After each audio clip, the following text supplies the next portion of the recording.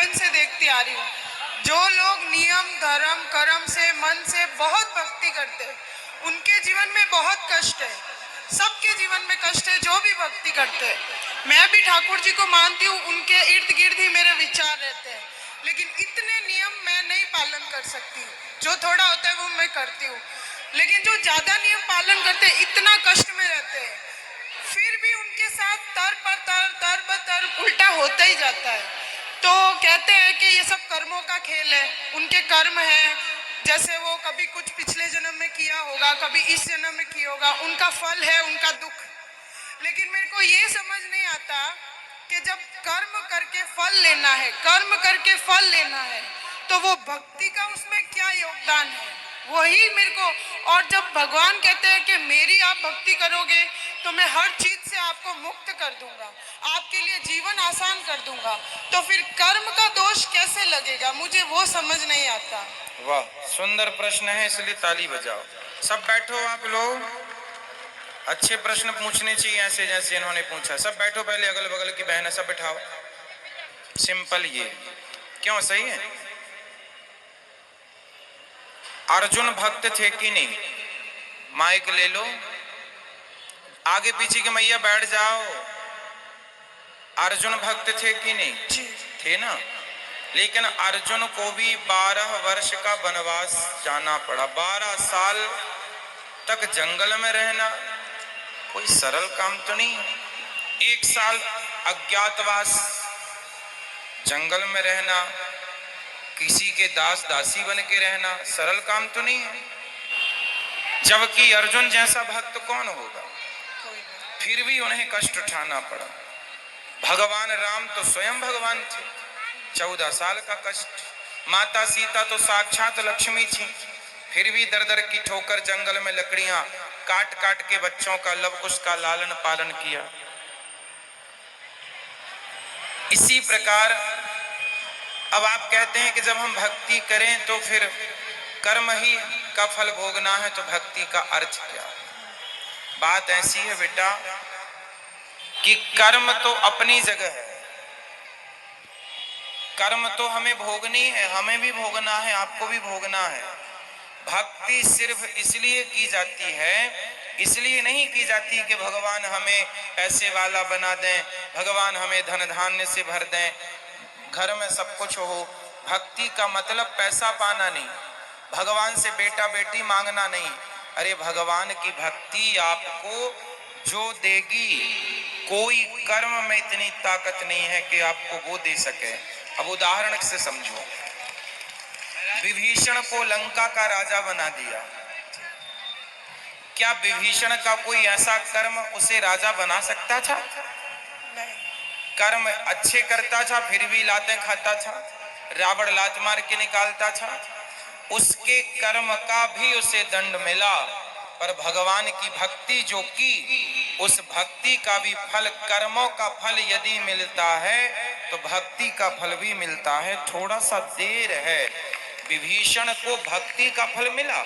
उस कोई व्यक्ति ऐसा कितना कर्म करता कि वो लंका का राजा। भगवान कर्मों के फल को नहीं देखते कि तुमने भक्ति हमारी कितनी की। जब भक्त शरण में चला जाता है तो भगवान भूल जाते हैं कि कितना बड़ा पापी और पतित है, उठा करके सिंहासन पर बिठा देते हैं। दूसरा सुग्रीव, सुग्रीव भी लाते खाता था भाई की, दर दर की ठोकर खाता था, उठा के बिठा दिया।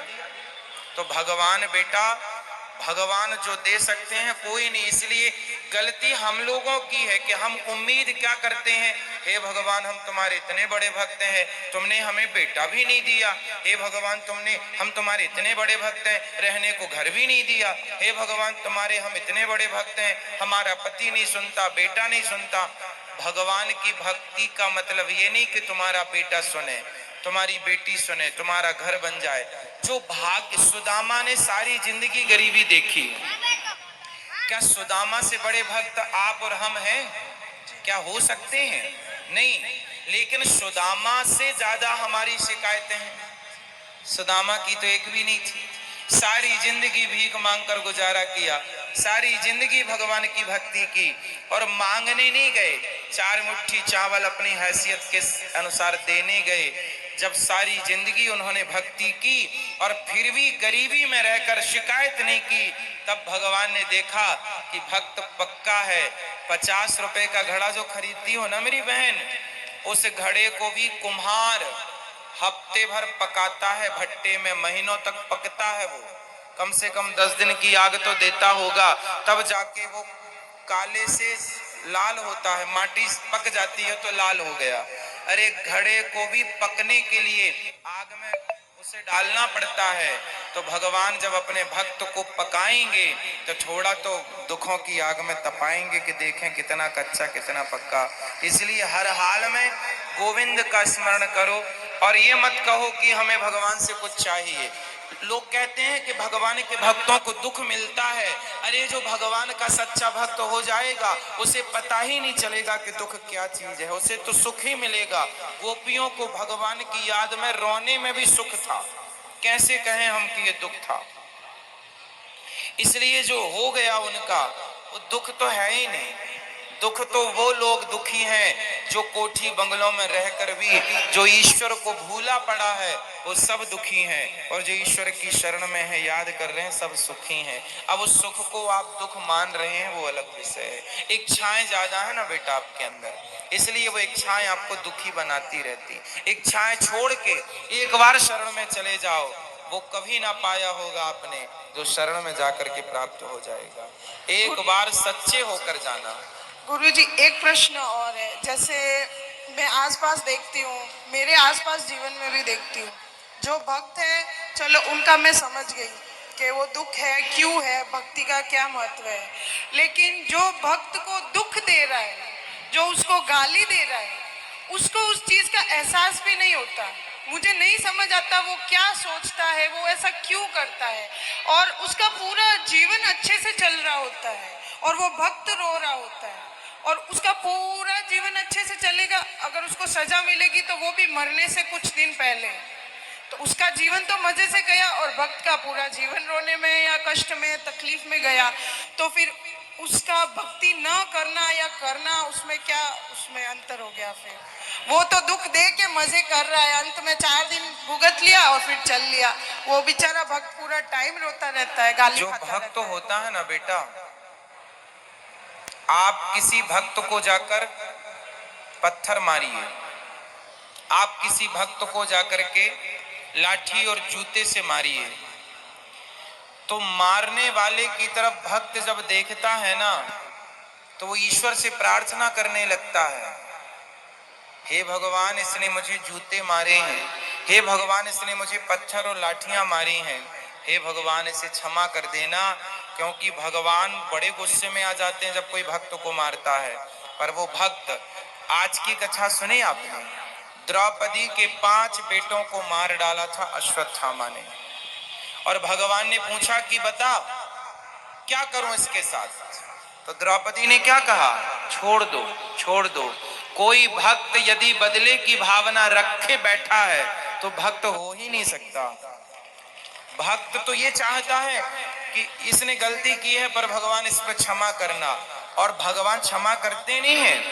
विभीषण को लात मारा रावण ने, मारा लात मारा भगवान ने, भगवान को भक्त को भगवान ने कहा रावण तुमने मेरी छाती में लात मारे होते ना मैं तुम्हें माफ कर देता, तुमने भक्त को मारा है इसलिए माफ नहीं सर्वनाश करूंगा, कर दिया। एक बात बताओ कि जब तक रावण ने विभीषण को लात नहीं मारा तब तक राम जी ने लंका में एक भी बाण छोड़ा हो, एक भी नुकसान किया हो लंका का, तो मुझे बताओ। रावण ने सीता मां को चुराया, जयंत ने सीता मां के चरणों में चोंच मारी थी तो बाण छोड़ दिया था, त्रैलोक्य में जयंत को बचाने वाला नहीं मिला, चरणों में चोंच मारी थी केवल, और रावण तो पूरी सीता उठा कर ले गया। तो क्या राम जी बाण वहीं से बैठे बैठे ना मार देते, रावण तो मर जाता। लेकिन नहीं, राम जी ने कहा कि रावण भले मेरी पत्नी का हरण किया हो लेकिन मेरे भक्त को रोटी खिलाता है विभीषण को, इसलिए मैं बाल भी बांका नहीं करूंगा। लेकिन जब उस भक्त को लात मारा तो राम जी ने सर्वनाश कर दिया, भगवान कहते हैं तुम मुझे लात मार दो, सह लूंगा, मेरे भक्तों को मारोगे विनाश कर दूंगा। इसलिए मेरी बहन, आप जो कह रही हैं कि भक्तों का अपमान करके लोग मजे से रहते हैं, नहीं, उनको जब मिलेगा ना दंड, भगवान थोड़ा सा देर, God mills grind slow but sure, ईश्वर थोड़ा धीरे चक्की चलाते हैं। पिसता है उनके घर आटा धीरे, पर पिसता जरूर है।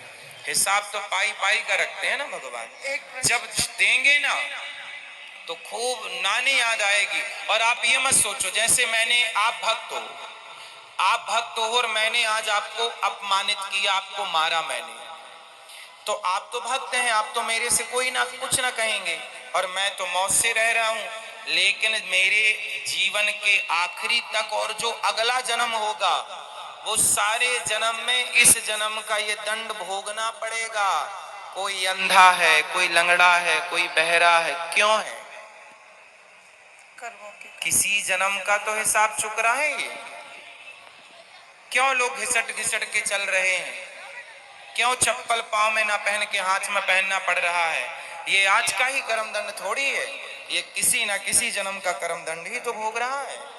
तो ईश्वर के घर देर है, अंधेर। एक प्रश्न और लास्ट, जैसे भगवान कर्म की सजा देते हैं, उसको सजा मिल रही है, वो पूरा जीवन सजा ले रहा है, लेकिन उसको ये ज्ञात ही नहीं है कि उसको सजा क्यों मिल रही है और वो गाली दे रहा है, तो उस सजा का क्या फायदा? ज्ञान नहीं हो सकता बेटा, ये तुम्हारे और हमारे हाथ में नहीं है, यही तो ईश्वर के हाथ में। मिलेगा बस, ये श्योर है, ये कंफर्म है, बट ये नहीं कंफर्म है कि आपको किस दंड पाप का। भीष्म पितामह को बाणों की सैया मिली। भीष्म पितामह ने कहा कि मैंने तो कोई पाप नहीं किया, मैंने तो कोई अपराध नहीं किया, मैं तो अपने 20 जन्म पुराना मैं जानता हूँ। भगवान ने कहा 20 जन्म तक तो जानते हो, 20 जन्म के पहले 21वां जन्म देख लेते तो मिल जाता। एक सांप को कांटों के ढेर में फेंक दिया था 21 जन्म पहले, उसका दंड आज मिल रहा है भीष्म पितामह को। तो हमारी और आपकी सोच, हमारी और आपकी बुद्धि से ईश्वर का न्याय परे है। महाराज जी, जैसे मेरे जीवन में है, मेरे साथ कुछ बुरा होगा, कुछ समय के लिए बुरा लगेगा, लेकिन मैं सोचूंगी कि शायद ये मेरे कुछ कर्मों की सजा है, फिर मैं माफी भी मांगूंगी, तो क्या मुझे वो माफी मिलेगी उस भाव के साथ, उस फील के साथ? यदि हमने कोई अपराध किया हो और हम सिर्फ भगवान की शरण में चले जाएं, तो भगवान कहते हैं सन्मुख हो ही जीव मोहि जबहि, जन्म कोटि अघना सहि तबहि, अघमेंस पाप। जो मेरे सन्मुख आकर मेरा हो जाता है, मेरे में आत्मसमर्पण कर देता है, मैं उसका